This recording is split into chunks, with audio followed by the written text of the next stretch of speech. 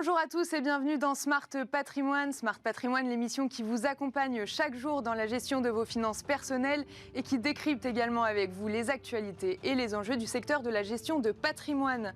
Et au sommaire de cette édition, nous commencerons comme tous les mercredis avec l'écho des cryptos, notre rendez-vous dédié aux crypto-monnaies et crypto-actifs dans Smart Patrimoine.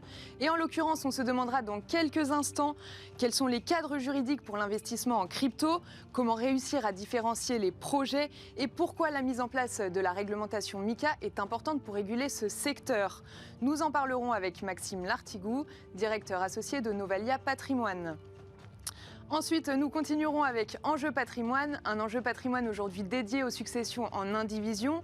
Comment cela fonctionne-t-il entre les héritiers? De quoi s'agit-il le plus précisément? Et est-ce qu'une succession en indivision peut-elle bien se passer? Nous poserons toutes ces questions à Antoine Hurel, notaire à Paris et porte-parole de la Chambre des notaires de Paris, et à Eurial Bottier, avocate exerçant en droit patrimonial. Bienvenue à vous tous qui nous rejoignez. Smart Patrimoine, c'est parti. Et nous commençons avec l'écho des cryptos. Quel cadre juridique pour les investissements en crypto et comment réussir à différencier les projets entre finances centralisées et décentralisées? Quels sont les risques pour les épargnants? Et qu'est-ce que la mise en application de la réglementation MiCA en 2024 va changer? Nous allons pouvoir poser toutes ces questions à Maxime Lartigou, directeur associé de Novalia Patrimoine. Bonjour. Bonjour Pauline. Alors, plusieurs autorités de régulation proposent des nouvelles mesures pour réglementer le secteur de la promotion d'actifs financiers et notamment sur les réseaux sociaux. Et comme on le disait, la réglementation MiCA devrait entrer en application en 2024.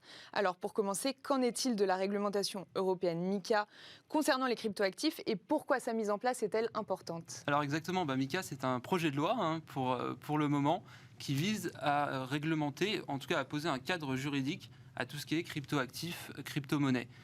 C'est inspiré de la loi Pacte en France de 2019, mais ça va beaucoup plus loin, parce que le texte fait 380 pages quand même, donc forcément il y a de la matière, et c'est principalement pour tout ce qui est crypto-société, crypto-banque, émetteur de jetons en crypto-monnaie, mais également pour tout ce qui est prestataire de services en crypto-monnaie. Et d'ailleurs, le texte introduit la notion de CASP, qui veut dire Crypto Asset Service Provider. Désolé pour mon accent assez Frenchy, Pauline. Mais c'est la même chose que le PSAM français, mais pas l'enregistrement PSAM, plutôt la licence PSAM. Donc ça va beaucoup plus loin. D'accord.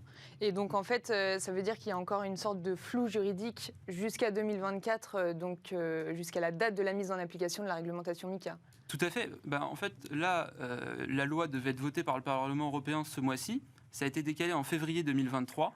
Pour des raisons, c'est plutôt drôle, des raisons de traduction, si vous voulez, parce que un texte européen doit être traduit dans les 24 langues officielles de l'Union européenne, ce qui est normal, sauf que le texte faisant 380 pages et étant très technique, exactement, ça a pris du temps, donc ça sera voté en février, et pour une application, probablement au journal officiel, début 2024, on dit un an, donc février 2024, il peut y avoir encore des retards. D'accord. Et du coup, pourquoi de plus en plus d'autorités souhaitent réguler les acteurs du marché des cryptos?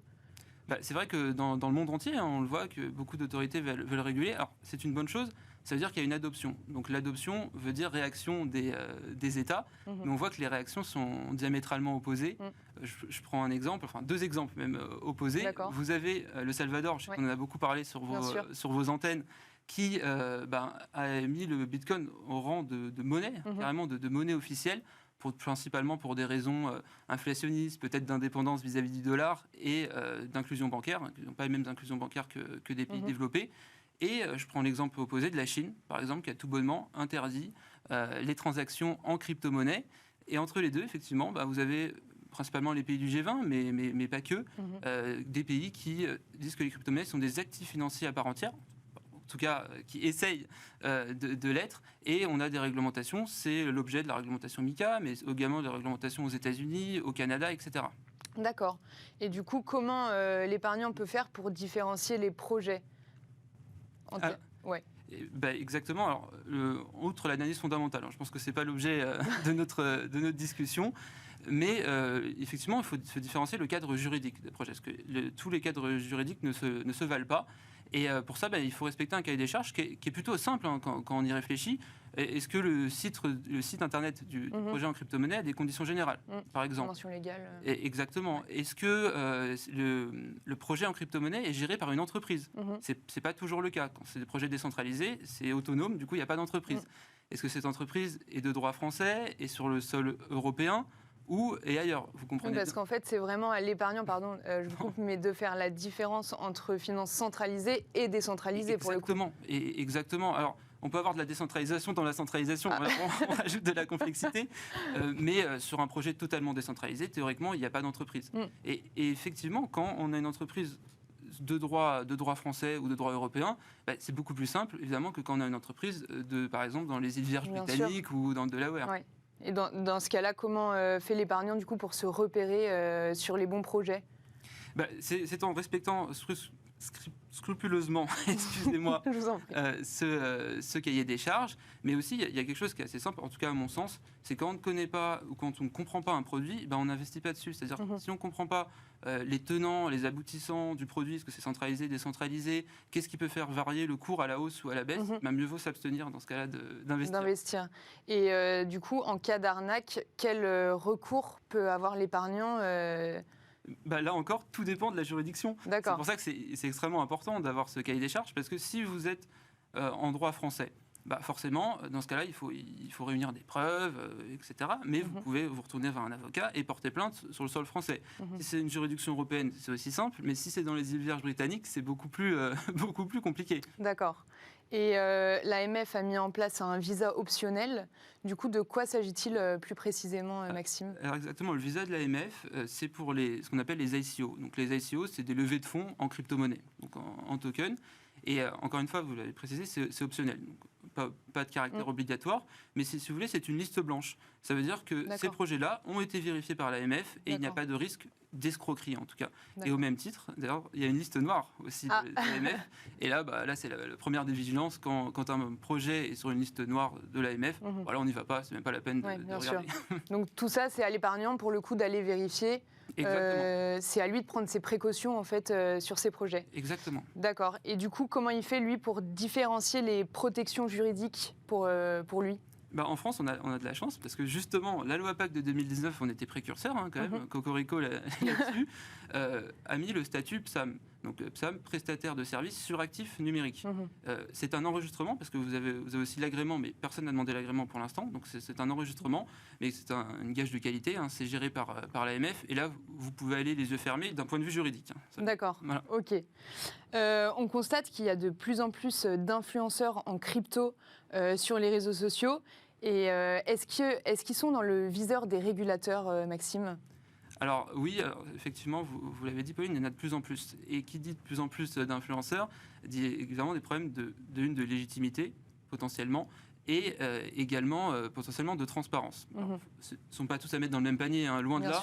Vous avez des influenceurs qui sont légitimes et transparents, vous en avez d'autres qui sont transparents mais pas forcément légitimes, et certains qui sont ni l'un ni l'autre. D'accord. Donc il faut...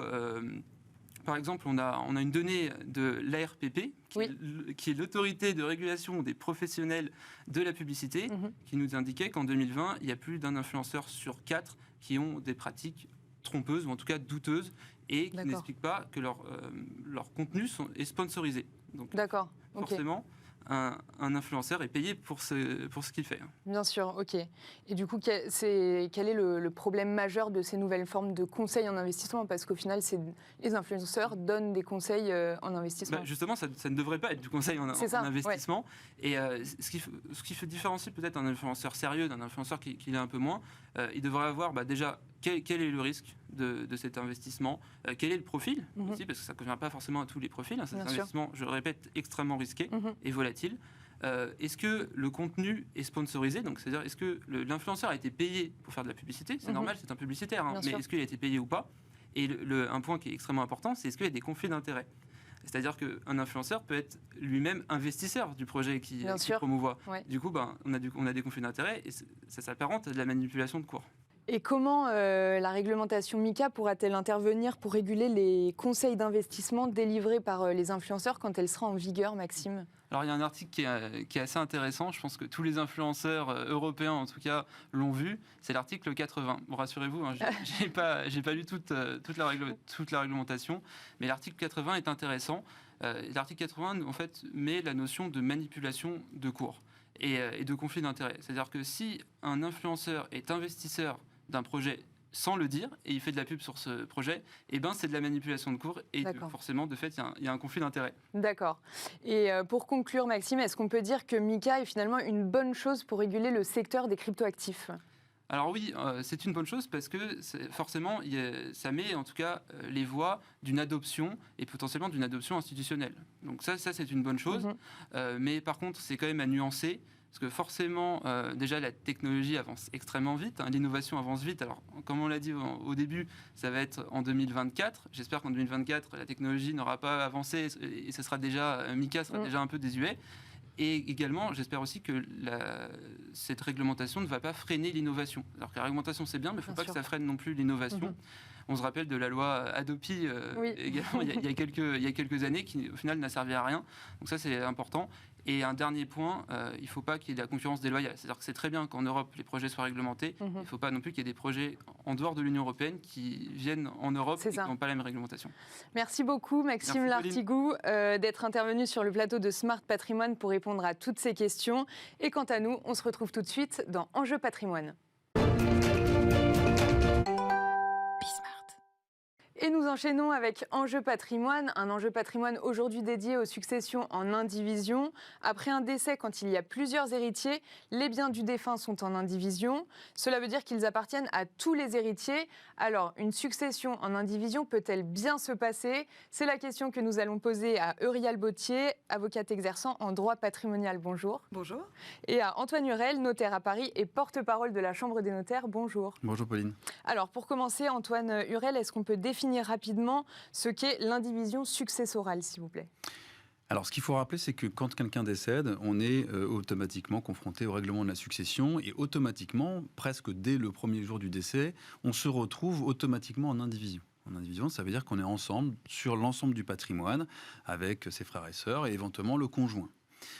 Parfois, l'indivision, d'ailleurs, elle est même volontaire. Hein, si on achetait aujourd'hui un appartement ensemble, on pourrait se mettre sous le régime de l'indivision. Là, elle est subie puisqu'on est automatiquement ensemble avec les mêmes droits et les mêmes obligations dans un patrimoine. Donc ensuite, il faut aller voir le notaire assez rapidement et le notaire va dresser un acte de notoriété. C'est un acte qui va dire qu'il est de notoriété publique, que le défunt laisse 2 enfants et un conjoint, par exemple.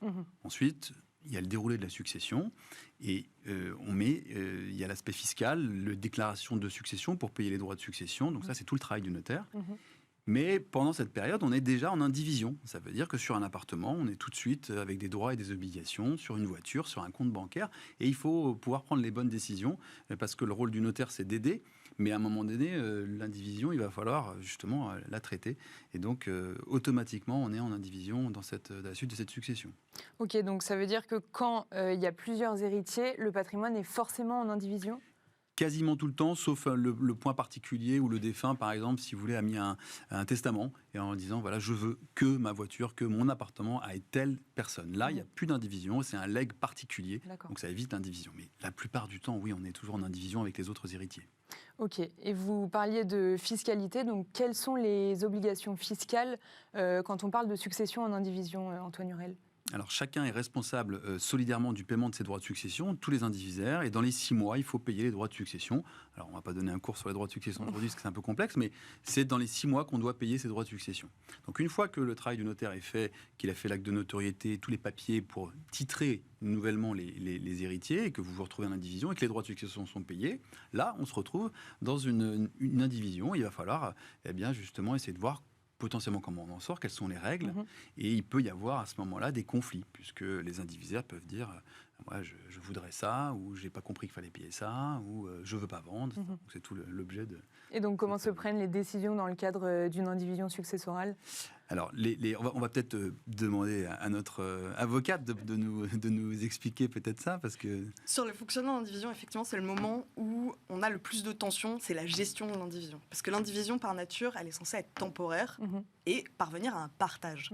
Partage qu'on fait chez le notaire, on se répartit les biens de l'indivision, chacun repart avec l'un une maison, l'autre une voiture, etc. Et on est chacun chez soi. L'entre-deux, quand on est tous propriétaires des biens, il faut prendre les décisions. La plupart des décisions sont prises à l'unanimité, mais on a quand même certaines possibilités de passer outre l'unanimité. Par exemple, on a les actes, on appelle ça les actes conservatoires. C'est tout ce qui sert à garder le bien, à garder la substance, à éviter qu'il y ait une perte, notamment récupérer les loyers, payer l'assurance. Ça, un indivisaire peut le faire seul. Et après, s'il a payé sur ses deniers personnels, pas sur les fonds de la succession, mais sur son argent, il peut demander aux autres indivisaires de redonner des fonds par rapport à ça. Il est tout à fait en droit de le faire. Il y a une autre catégorie d'actes qui peuvent être faits sans l'unanimité, c'est les actes d'administration, c'est la gestion des biens de l'indivision, pour éviter qu'on perde encore de l'argent. Par exemple, mettre le bien en location. En location pour un bail d'habitation, je précise, parce que au cas où il y a une erreur après, c'est uniquement des choses qui ne sont pas trop impactantes sur la substance des biens. On a des baux qui sont trop longs, ceux-là, ils ne sont pas autorisés. D'accord. Et justement, ceux-là, ils sont autorisés à l'unanimité parce que c'est des actes de disposition, ça engage tout le patrimoine, il y a des risques de perte, et dans ce cas, il faut l'unanimité pour pouvoir faire un acte de disposition, notamment la vente du bien. D'accord. Et du coup, est-ce que ça arrive que quelques successions puissent rester en indivision, rester complètement bloquées ? Alors ça arrive assez fréquemment, en réalité, parce que le règlement de la succession, il suppose de partager les biens. Et dans ces biens, on a les rapports des donations, on a tout ce qui a pu être donné auparavant, on a le testament aussi, qui peut être source de conflit entre eux sur l'interprétation. Et tant qu'on n'a pas réglé toutes ces questions, le partage ne peut pas intervenir. Donc c'est là où on travaille avec le notaire pour parvenir au partage. Tant que le partage n'intervient pas, donc tant qu'on n'est pas d'accord sur tous les points à régler dans la succession, on reste dans l'indivision. Oui, je rebondis. Le rôle du notaire, il est évidemment de faire des actes, mais également, avec son rôle de conseil, d'aider les parties à sortir de cette indivision. Et donc, on a un rôle de conciliateur pour essayer de mettre les parties d'accord, en tout cas d'écouter tout le monde, comme le disait Maître Bottier, d'écouter celui qui dit « mais oui, mais toi tu avais reçu quelque chose, donc il faut les prendre dans le compte de liquidation d'indivision ». Tout ça, c'est le rôle du notaire. Et d'essayer autant que faire possible qu'on arrive à un partage amiable, c'est-à-dire de dire on va signer un acte chez le notaire où chacun récupère l'un un bien, de l'argent, voilà. Et donc ça c'est l'idéal, bien sûr. Hein. Mais en tout cas, pour répondre à votre question, il y a toujours une indivision, forcément, et il y a parfois des indivisions avec des sorties qui se passent mal. D'accord. Parce qu'il y a aussi beaucoup de ressentis. Vous avez des gens qui vont dire « Oui, mais toi, maman t'a plus aimé que moi quand j'étais jeune, donc elle t'a donné de l'argent tous les mois. » Donc il faut le prendre en compte dans les charges de l'indivision, etc. Donc nous, notre rôle en tant que notaire, c'est d'essayer de concilier, mais parfois, on ne peut pas faire plus. Et parfois, on a besoin d'un avocat. C'est là où vous intervenez. C'est ça. Moi, j'arrive parce qu'on n'a pas le même rôle. On est complémentaires avec le notaire, mais pour le coup, on n'a pas le même rôle. Le notaire, lui, il concilie les parties. Il est neutre, en fait, dans la succession. Il représente toutes les parties de la succession. Alors que nous, par principe, non. J'ai une partie que je défends.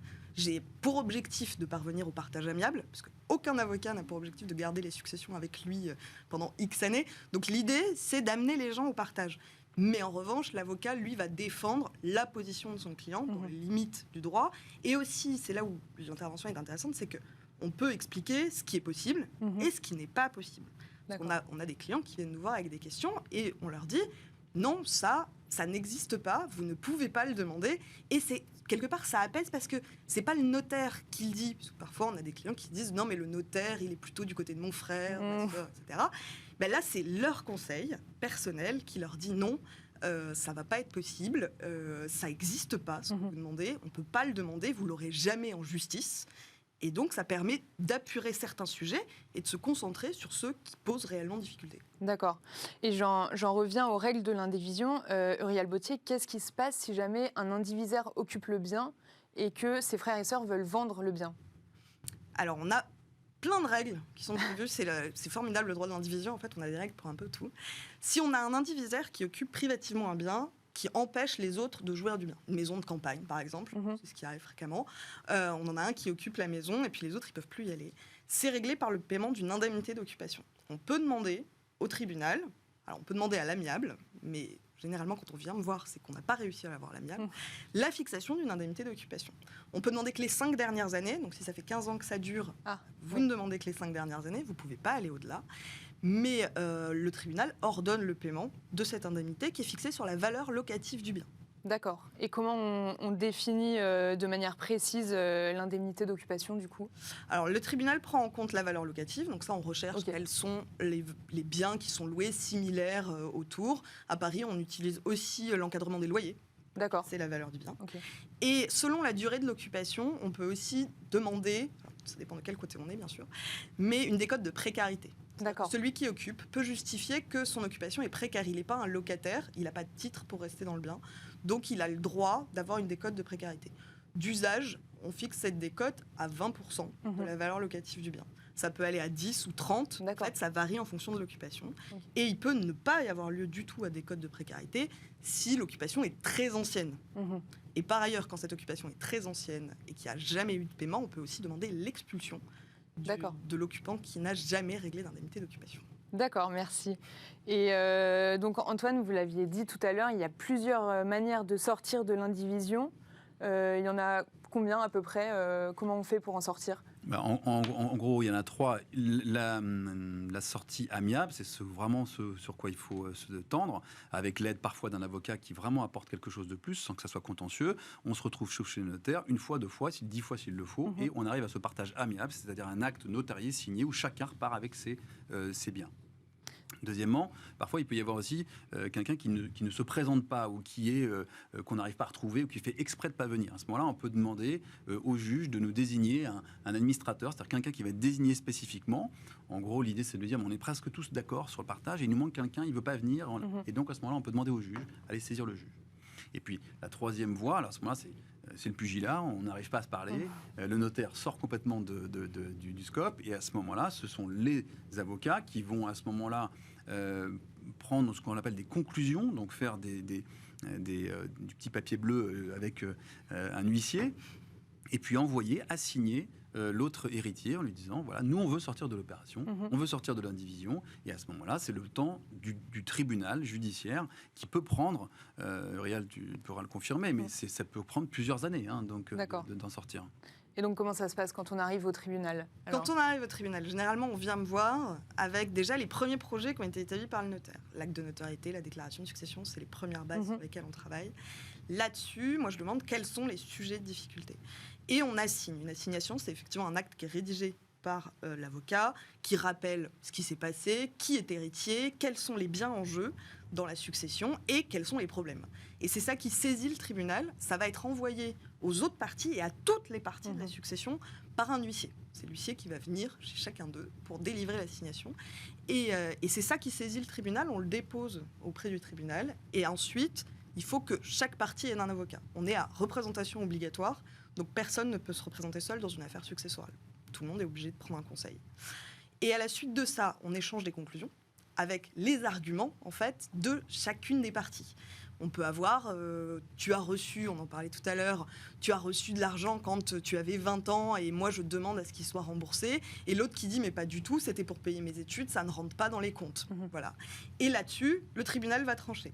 Soit c'est une donation, ça vaut une indemnité et il la fixe. Soit ce n'est pas une donation, et il tranche en déboutant la partie qu'il demandait. Débouter, c'est dire non, en fait. Tout simplement, le tribunal lui dit non, et ça ne marche pas. Une fois qu'on a la décision qui a fixé tous ces points, en fait, on nous renvoie chez le notaire, un notaire qui est judiciairement désigné cette fois, et qui va reprendre les éléments du tribunal et refaire un projet de liquidation et donc d'attribution des biens pour que chacun puisse récupérer ses billes et en terminer sur cette base-là.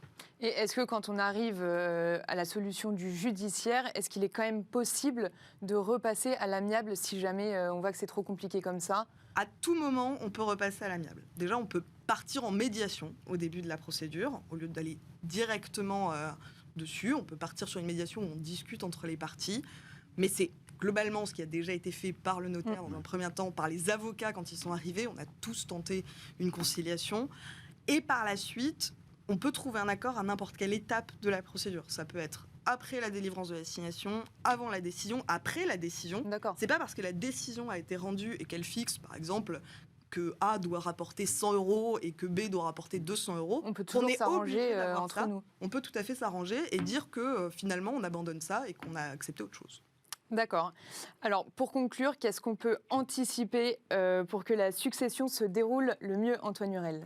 Alors ça, c'est le travail en particulier du notaire. C'est de tous les jours, ce matin, j'ai reçu des gens dans mon bureau qui venaient m'expliquer leur patrimoine, les particularités sur le plan affectif, humain, etc. Et puis on est en train d'essayer de voir comment on peut anticiper de son vivant avec une donation-partage. Une donation-partage, c'est un acte de donation dans lequel chacun va recevoir des lots identiques et ça clôt définitivement le débat. Il n'y aura plus d'indivision. Enfin, on essaie de faire en sorte qu'il n'y ait plus d'indivision à la fin. Et ça, c'est donc une façon d'éviter cette indivision. On peut aussi faire des legs particuliers, comme on en parlait en début de rendez-vous, en disant voilà, attribuez plutôt ou faites un leg particulier à cette personne-là, comme ça il n'y aura pas d'indivision. On peut faire des clauses d'assurance vie, on peut faire plein de choses. Tout ça, ça s'appelle de l'ingénierie patrimoniale, l'ingénierie notariale, et c'est ça notre travail au quotidien, c'est d'éviter qu'il y ait des conflits plus tard et d'éviter, même si on adore les avocats, de se retrouver trop souvent avec eux. Mais en tout cas, voilà, il faut vraiment aller voir le notaire pour essayer au moins avoir le conseil, pour savoir que finalement, pour savoir déjà qu'on sera forcément dans l'indivision. Ça, les gens oublient de savoir. Quand on a un appartement dont on hérite, tout de suite, il y a un ravalement qui est à payer. Alors on se retourne en disant mais je ne savais pas qu'il fallait que je paye tout de suite. Mais si, il faut payer tout de suite. Donc ça, les gens ne s'en rendent pas forcément compte. Donc il faut vraiment, en amont, que les parents aillent voir leurs notaires pour éviter ces phases judiciaires, en tout cas. Et en tout cas, le conseil qu'on peut donner, c'est que s'il y a un problème et s'il y a des tensions, il faut absolument éviter la case tribunal. Et le travail et l'apport de l'avocat est vraiment important à ce moment-là pour qu'on travaille main dans la main. Et la plupart du temps, les résultats sont là. D'accord. Vous êtes d'accord avec... Je suis tout à fait d'accord. En réalité, sur un dossier de succession contentieuse, on en a très peu qui vont au tribunal. On a l'impression qu'on parle beaucoup de celles qui vont au tribunal, mais sur 10 dossiers, on en a peut-être 2 qui vont finir au tribunal. Les 8 autres vont être négociés en présence des avocats et avec le notaire, de manière à trouver quelque chose d'amiable, mais un peu défendu par un avocat qui a pris parti. Merci beaucoup, Eurial Bottier, avocate exerçant en droit patrimonial, et Antoine Hurel, notaire à Paris et porte-parole de la Chambre des notaires de Paris. Et merci à vous de nous avoir suivis et on se retrouve demain pour un nouveau numéro de Smart Patrimoine. À demain.